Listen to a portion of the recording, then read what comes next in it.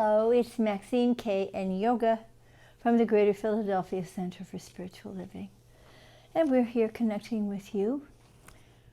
Happy to have an opportunity to reach out, to reach in, to find a way to remember that we are always connected. I had a funny thing happen today. I was looking in the mirror. I had been outside tending my herbs on the deck, and I looked in the mirror and I saw a spot on the mirror, and so I took a cloth to wipe the mirror off, only to find out there was just a little piece of dirt on my face. And I laughed. I love it when I am finding myself doing some projecting perhaps and thinking that that dirt is on some other place besides me. And then I go, oh, because you know the best part about that, besides the relief of, oh, I don't have to be mad at anything or anyone, is that I have an opportunity to make it different. I have an opportunity because I have a responsibility to come back to realize that I am responsible. Okay, and you are ready to go play. Goodbye, yoga. Have fun. You know, that's really a nice feeling. I like it very much when I come back to the realization that I can do something about my own thoughts.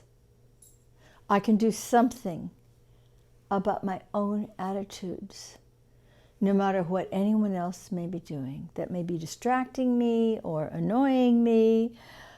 It all has to do with me. And it's wonderful to feel empowered, isn't it? To know that when we stop pointing fingers, we stop blaming, and we come back into the sweet awareness that I have control over my own thoughts and emotions. It's extremely liberating.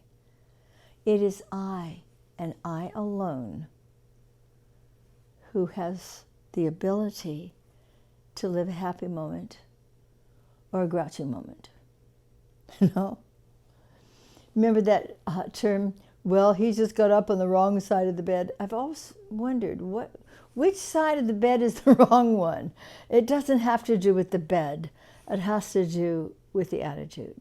It has to do with forgetting whoever that might be, and it might be you or me. It has to do with forgetting that each one of us is a beloved expression of God's life. We get into that only human stuff where we're making excuses or we're placing blame, or we're telling people why we're just not in a good mood that day because somebody once said something or did something. And that's what our friend Miguel Ruiz would call matote. You know, the matote, that stuff that we can get involved in that has nothing to do with our spiritual reality.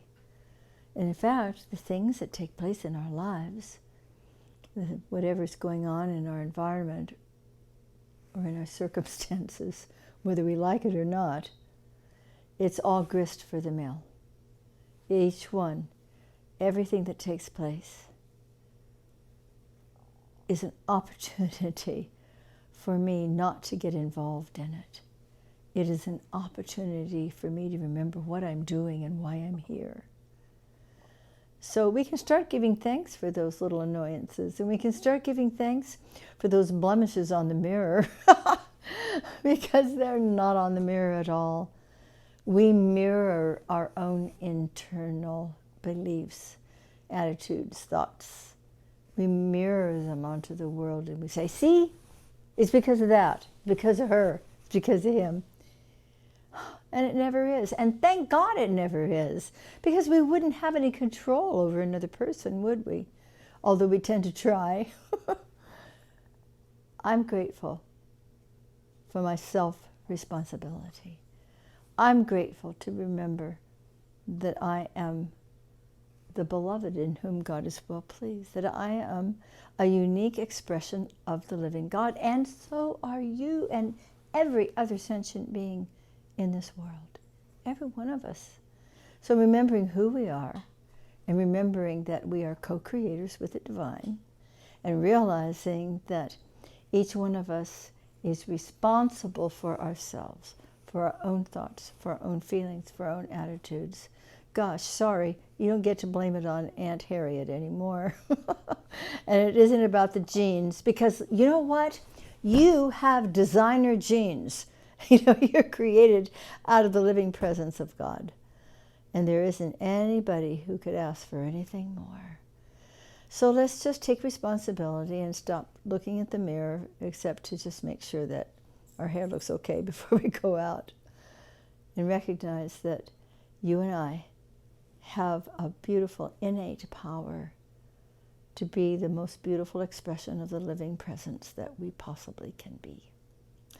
So we're looking forward to seeing you again tomorrow. That will be Reverend Mike.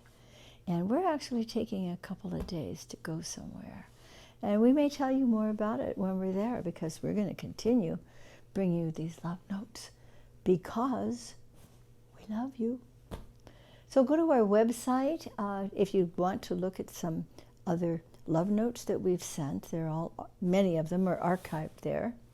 And you can also join us on Sunday morning, because we live stream our Sunday morning celebration from Sweet 16, where one day we will gather again. In the meantime, it's simply Reverend Mike and me and our wonderful production crew. That's at 10:30 on Sunday mornings. And all you need to do is go to our website, which is GPCSL. No, it's not. Why do I say that? Because I like to notice that it's not on the mirror, it's on my face.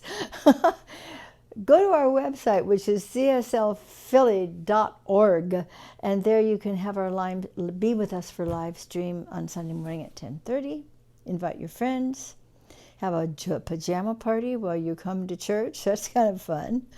And even after the time comes that we do convene again, when we know it's the right and perfect thing to do, we're going to continue the live streaming, and that's a good thing. And you'll also have an opportunity to see on the website, to see what classes and activities are coming up. We have some good ones. And you have a wonderful opportunity to make a contribution to keep our center healthy and alive. We love you. We'll be with you tomorrow. God bless.